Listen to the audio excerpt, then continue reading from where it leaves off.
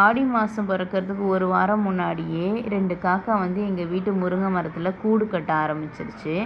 ஆக்சுவலாக இது அவங்களுடைய இனப்பெருக்க காலம் போல இருக்குது. ஆடி மாதத்தில் புது குடித்தனம் போகக்கூடாதுங்கிறது அவங்களுக்கும் ரூல்ஸாக என்னன்னு தெரில. ஒரு வாரம் முன்னாடியே அவங்க குடி வந்துட்டாங்க. இதில் என்ன விசேஷம்னா, ஆடி காற்றுல அம்மியம் நகரம்னு சொல்லுவாங்க.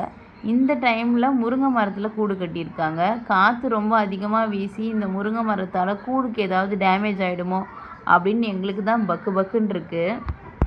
இந்த வருஷம் வந்து எங்கள் வீட்டு முருங்கை மரத்தில் நிறைய முருங்கைக்காய் வச்சுருக்கு. கீரையும் இருக்குது. கூழ் ஊற்றுறதுக்கு பக்கத்து வீட்டிலேருந்து கூட எங்கள் வீட்டில் தான் வந்து வாங்குவாங்க. பட் இந்த 2 காக்காவும் அவங்களோட குட்டியோடு பறந்து போகிற வரைக்கும் நாங்கள் இந்த மரத்துலேருந்து காயோ கீரையோ பறிக்கிற ஐடியாவில் இல்லை. இந்த வருஷம் ரொம்ப ஸ்பெஷலாக எங்கள் வீட்டு தொட்டியிலேயே வேப்பிலை முளைச்சிருக்கு. இவங்களை வந்து நாங்கள் இந்த முதல் வெள்ளியில் என்ன பண்ணியிருக்கோம் அப்படின்னா, எங்கள் ஊர் எல்லை தெய்வம் சீமாத்தம்மனை உருவகப்படுத்தி வேப்பிலைக்காரியாக மாற்றிருக்கோம். இது எங்கள் தாத்தாவும் பாட்டியும்.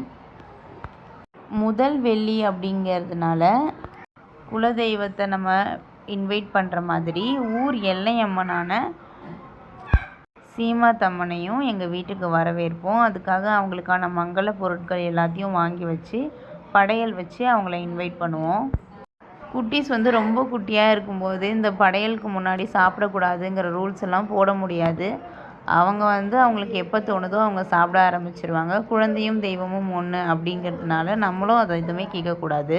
சாமி பேர் சொல்லி கூப்பிடுறது, மணி சத்தம் கொடுக்கறது, விழுந்து கும்பிடுறதுன்னு ரொம்ப சின்சியர் ஆகிடுவா. படையல் முடிஞ்சதும் காக்காய்க்கு சோறு வைக்கிறதுக்கு கிளம்பிடுவா.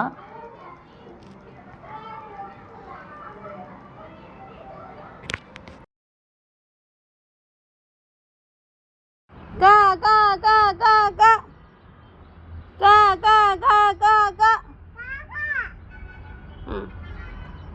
சாப்பிடுவா, மம்மு சாப்பிடுவான்னு கூப்பிடு.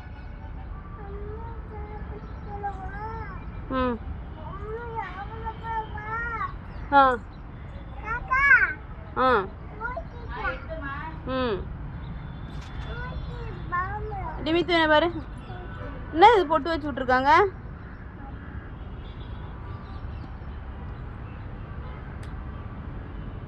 படையல் சாப்பாடு சாப்பிட்டு ஆடி முதல் வெள்ளியை கொண்டாடியாச்சு.